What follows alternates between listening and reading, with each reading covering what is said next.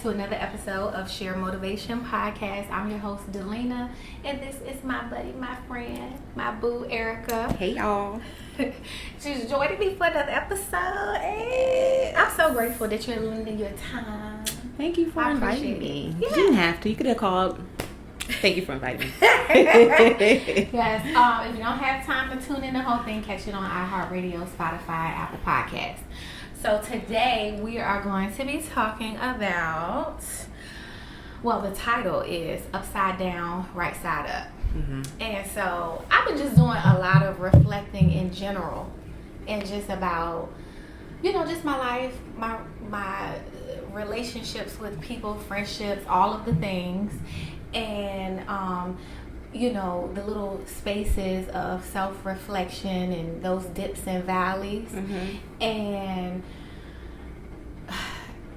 recognizing that I have been able to crawl out of like some dark, tight spaces. Yeah. But then asking myself, like, why? Why I gotta go through? Why? But why not me? Mm-hmm. Yeah. And that overwhelming, the sense of just being overwhelmed, like carrying kids, family, getting down on each one of their levels, but still being a productive person and getting back on checking in with myself, like, am I okay? Yeah. Because I don't feel happy, I feel overwhelmed, but then at the same time, I'm like chastising myself because I'm like, girl, you got 3 healthy kids. Mm-hmm.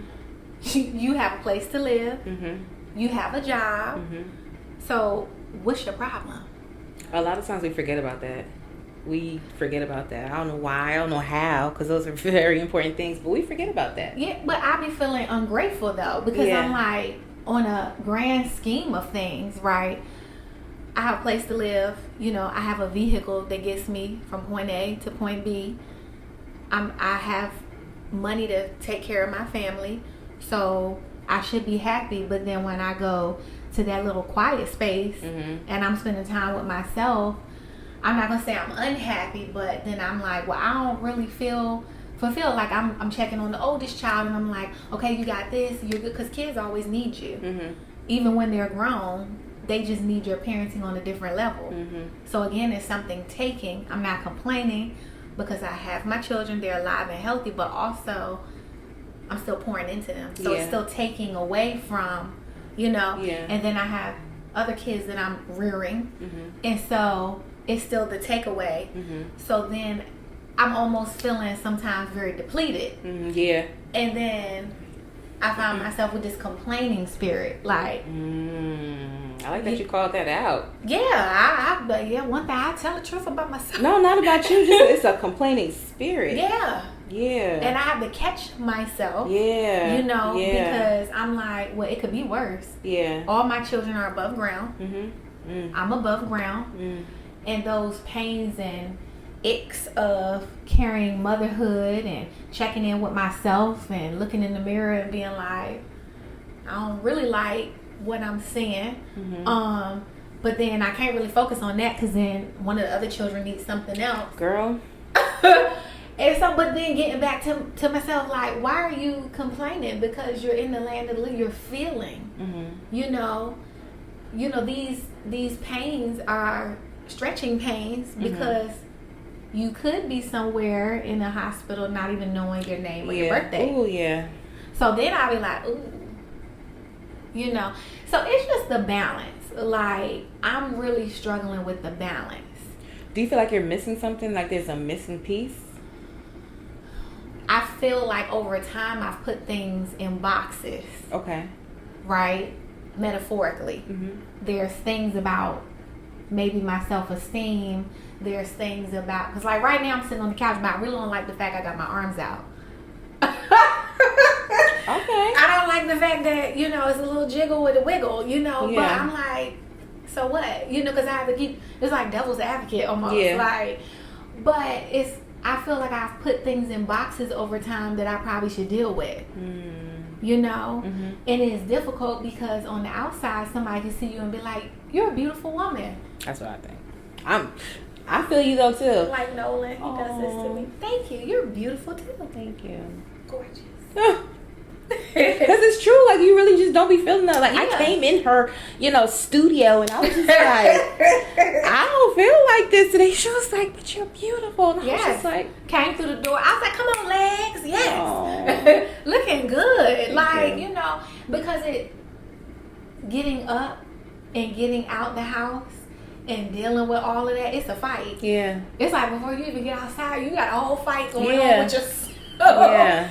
And so I guess feeling overwhelmed, there's times where my kids want to come to me and play. Yeah. And they want to do stuff. And it's getting out of my own head and stepping down on their level and being in their worlds and having fun with them and not letting me get in my way. Yeah. But then feeling bad because I be like, sometimes I don't want to play. Mm-hmm. What are we talking about? They be just talking and tapping on the drums, and I'm just like, the drums is going. I got Nolan asking for something to drink. I need a snack, mommy. I need a snack. I need a snack. And then I feel bad. Like, so how do you juggle? I just realized I have good days and bad days. Yeah.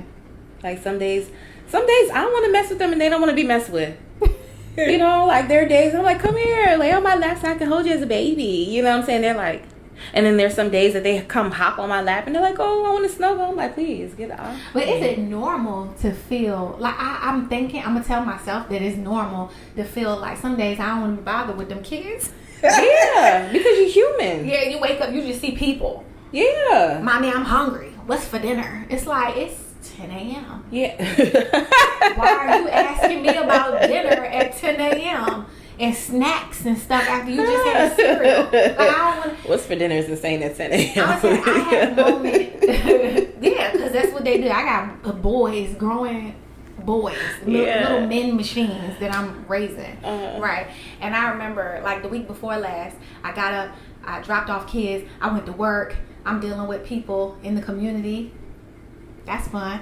And then get home, I gotta cook, and I'm trying to help somebody with homework, and I'm doing decimals. It's been 20 years since I did this, and then I gotta go upstairs and get people, bathed and make sure they got pajamas on. And I just remember having Nolan in the shower, and I was like, I don't want to do this. I said it out loud. I was like, I don't want to do this. And then I felt bad. Yeah. You know what I'm saying? But it was just I was just like, this is a lot. And sometimes I just be feeling like maybe I'm dropping the ball. Maybe I'm dropping the ball because I see some moms from the outside. I had worked with a young lady before, and she was like, my kids are my life. I was like, yeah. Okay. Yeah. I don't feel that way. Yeah. So, I mean, everyone's different. The way that you show up for your children is the way you show up for your children. It's no better, it's no less than someone else. Like, she said that, but who's to say how she really acts in the house? We don't know. We're not there. You know what I'm saying? But your boys love, I've seen it for myself. The boys love her. You know what I'm saying? Your daughter loves you. Shoot. So she's here. You know what I'm saying? But you do such a really great job. Thank you. And you're so loving. And so, like, I've even taken it, because it's just so cute. So that's how we talking to them. They're like, where'd you get that from? Don't worry about that. Oh, Jameer. Like, you just, it's in you. Yeah, it's there. Deep down in the, It's so, all this, contributed. I know postpartum, people don't talk about that enough. And postpartum was a little tough for me, right? But it catapulted me in, like, this bit of dark space, right? And I just felt like the world was closing in, and I didn't feel like nobody else could relate to that.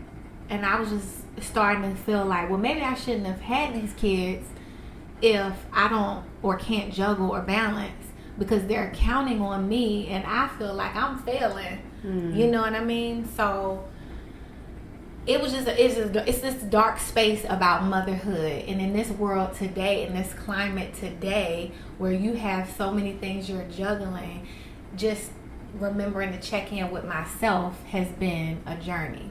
And so then I started thinking, like, there is the other side of it,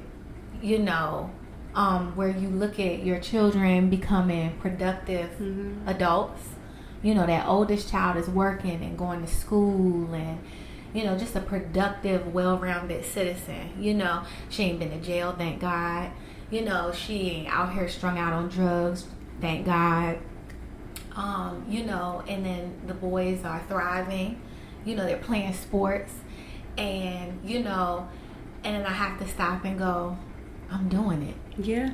It may not feel like I'm doing it, but I'm doing it. Yeah. I'm going to work all day and then coming home, sitting at practices and getting cups and putting ice and grabbing snacks and drop. Yeah. So it's like I am doing it. So it's like that upside down period to get to the right side up, and you realize, okay, this is what right side up look like. It's uncomfortable. It's a stretching that's happening, but I'm doing it. Like even with your daughter going to play. What was it? Paris? Was she? No, Italy. Yeah, she was in Rome. Rome. See, like who? Like I ain't never get. I still haven't been to Rome. Yeah. Yeah. So it just. I realized that you can't look at the whole picture. You have to just like look at little things. Because the other day I was on my couch and I was like, I'm paying a whole lot of bills and I'm buying groceries and I'm managing this and managing that, and it started becoming overwhelming until I realized I've been doing it for years. So you just never look at all of it. Please don't look at all of it. Just look at the little parts, just piece by piece. Yeah. I mean, I guess there's no handbook per se that comes with like, but there is the Bible. I love to like spoon feed my kids the book of Proverbs because I'm getting better at it too. I'm learning more, and they always say God won't put more on you than you can handle or that you can bear. And I realized, I guess in a nutshell, going through those dark spaces, it positions you to be right side up, and there's a pain and a discomfort that comes along with it,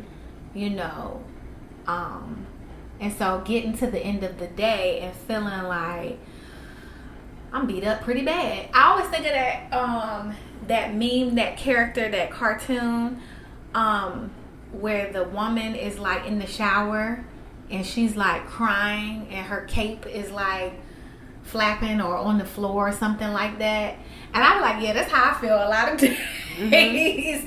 And then I realized, so recently I got my metabolic panel done, and if you don't know, that's when they do like all your little your vitamin levels and all that. I realized, well, they told me my vitamin D was low, and so I started doing research, and I'm like, oh, maybe that's affecting my mood.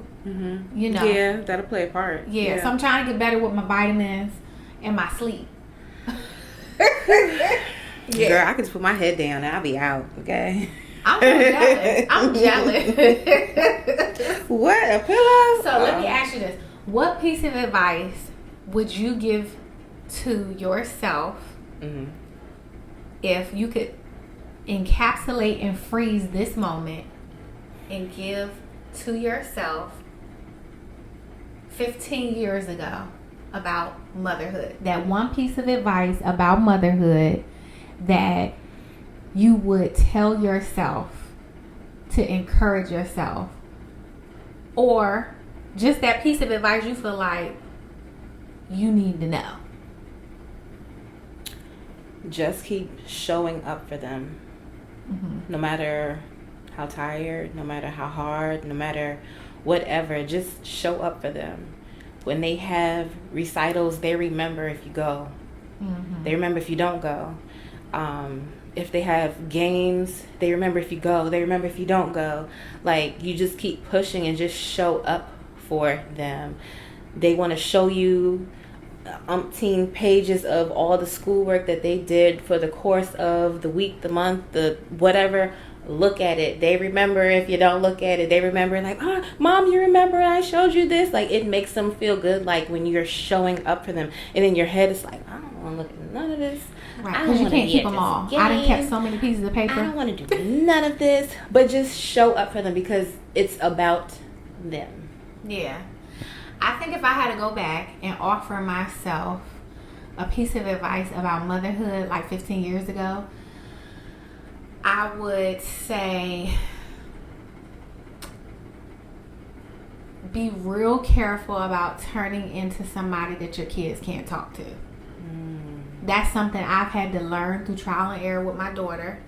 And just communication, it really does save relations. And so that's like a big part of developing that closeness and that trust. Because as they get older, you become more of a consultant. And it's imperative that they be able to lean in for advice and direction on some things they haven't experienced. And I was a big blower upper. Like, what do you mean you're doing? What do you mean? You know? And so I was a big blower upper. So over the years, I feel like I've worked real hard on my communication. Now they still get on my nerves. Well, you know. Sometimes they tell me stuff, I'll be like, like, it's like a, you know, like, what? Why would you do that? You know, and so I can go here and I'm trying, because every situation don't call for me to be here. Some of it calls for me to be here. So I've learned that and I'm still perfecting that. And so that's like probably like the one real good piece of advice I would have given myself as a new mom, is just keep that communication open. But just in life in general too, I'm trying to get better at my communication. So, you know. Me too. But yeah, so that I say that would be the gist of it. But in terms of being upside down to be right side up, I feel like in life, in parenting, co-parenting, business relationships, personal relationships, I feel like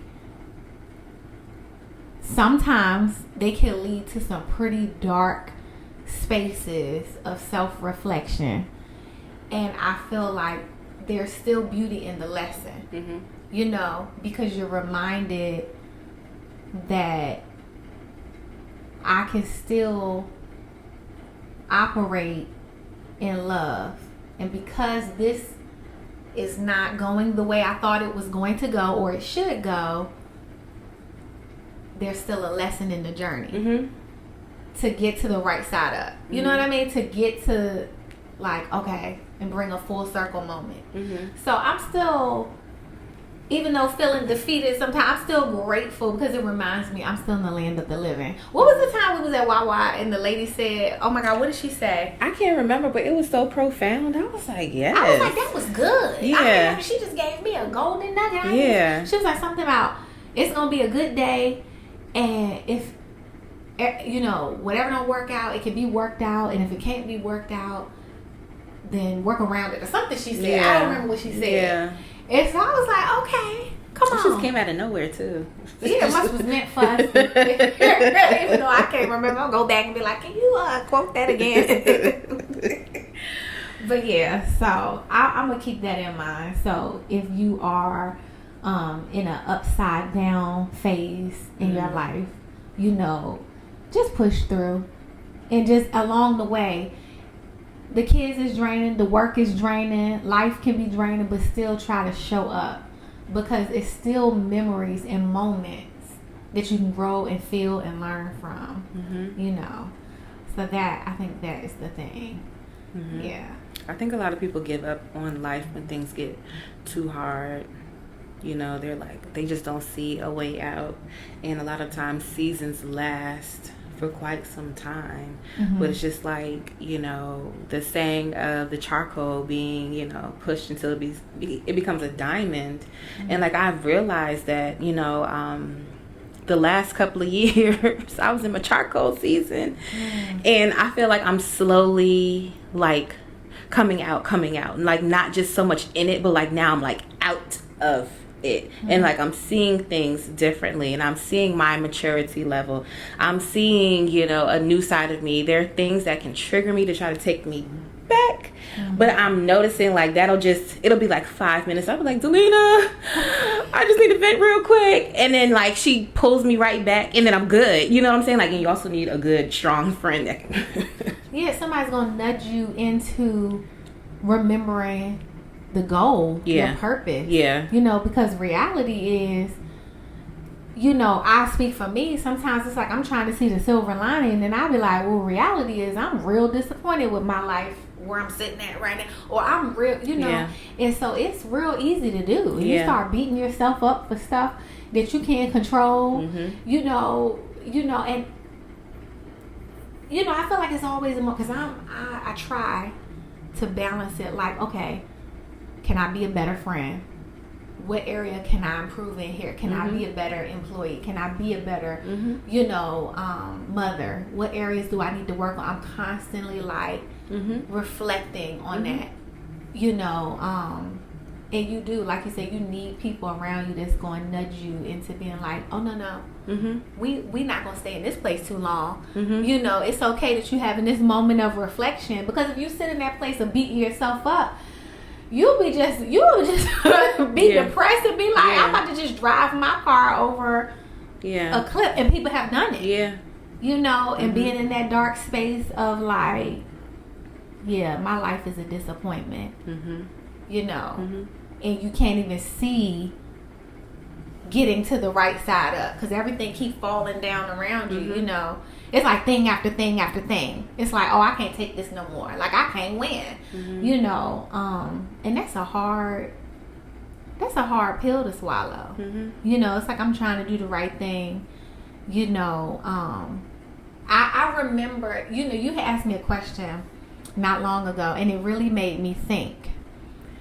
And you had said, because we were having a conversation about being raised in a church, and you said, you know, I'm starting off my journey. You were speaking, but if something along the line, you starting off your journey, you was like, but you've been raised, you know, in the church and been going, you know, to this church for a while. It's like, why has your faith, like, why is it not stronger? Why is your walk not, you know, looking like this? And that was like a really good question, and I had to really explore. It's because I've started and stopped. I done gave up and got back in there and gave up again and questioned God about things, and why am I going through this again? Why am I in this dark place again? You know, and lost sight of who He created me to be.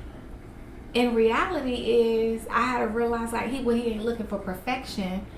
He's looking for reflection and growth in a relationship with Him, because He already know I ain't gonna get it right. You know what I'm saying?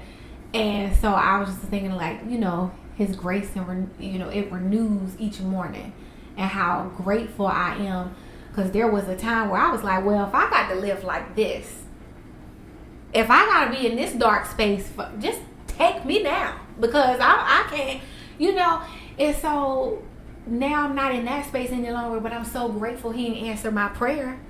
You know what I'm saying? Because He could have. And He was like, I got some stuff I need to show you, some stuff you need to learn and grow from. And so I'm still in that place of learning and growing. And sometimes I get it right, sometimes I don't. But I'm learning, but I'm still moving. You know what I mean? And so, I'm grateful. I'm grateful to feel and still be here to see. And even when them kids get on my nerves, I'm like, they doing what kids supposed to do. They doing what kids is supposed to do. Yeah. But you are right. You do need good people around you to remind you. Good, strong people. Not yes men. Strong people.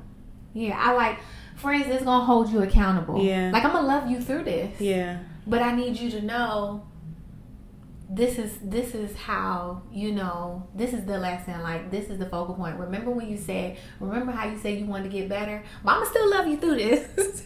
So you can get right side up. Because I'm upside down. I'm leaning. I'm leaning over. But yeah, so.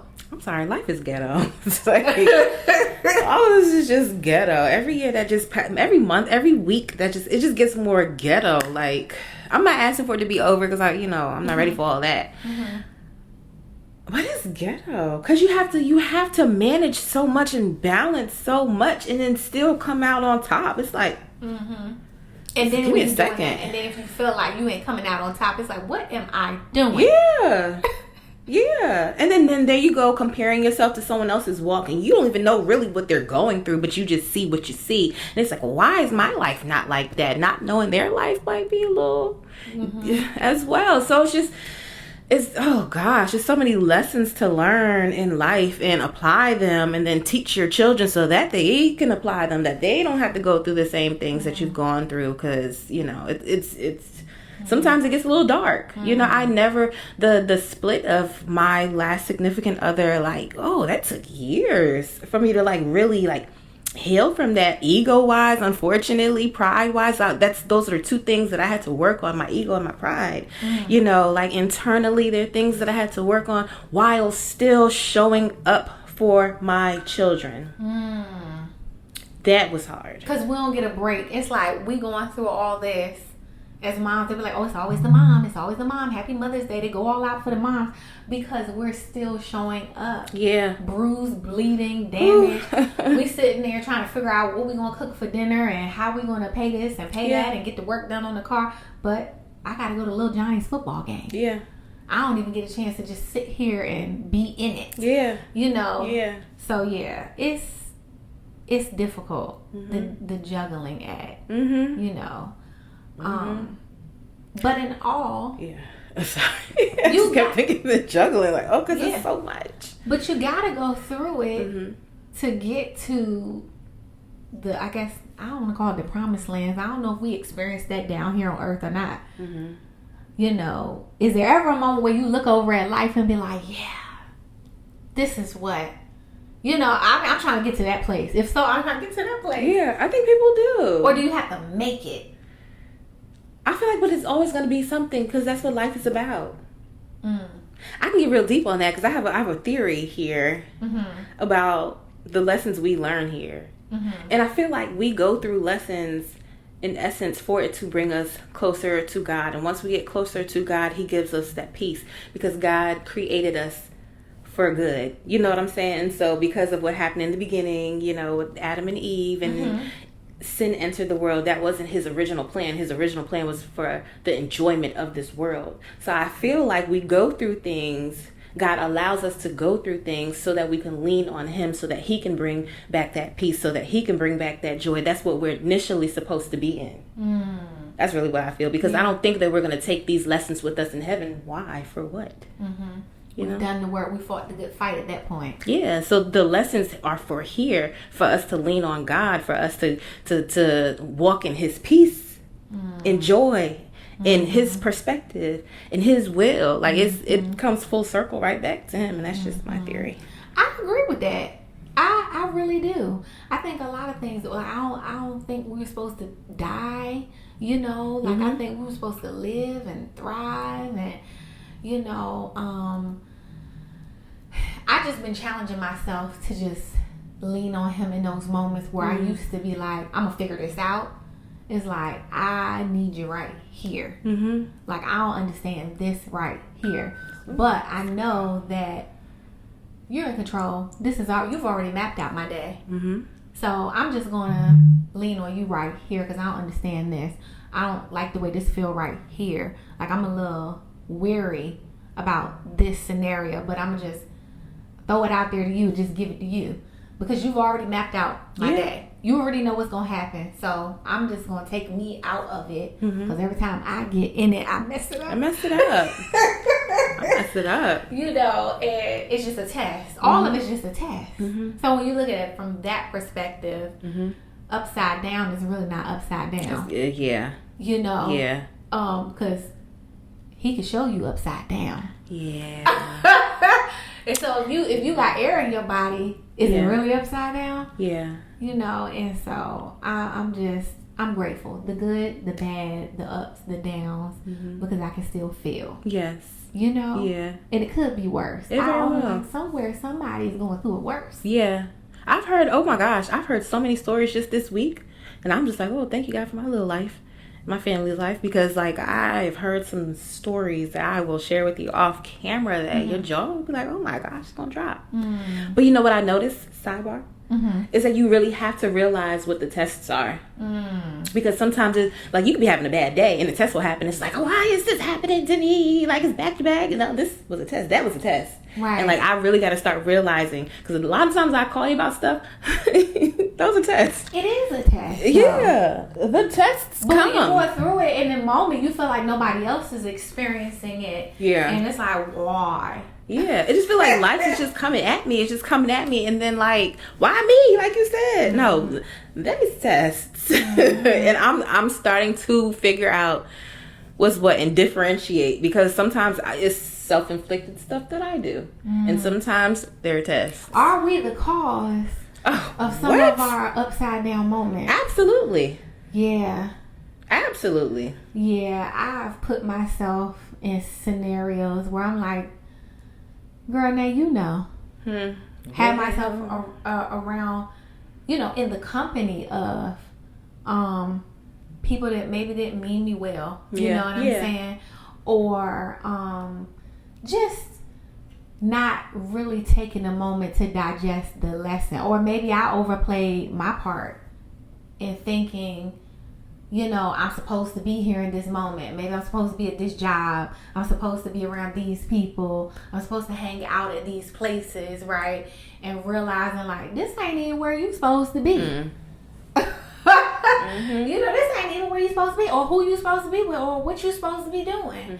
And it's like, you know, and I, you know, he like, I called you away from this stuff and tried to shift your focus, and you just keep you know, and it's like, well, yeah, you know, yeah, and then you finally get it. It's like, all right, so now I'm in this space because I didn't get it before.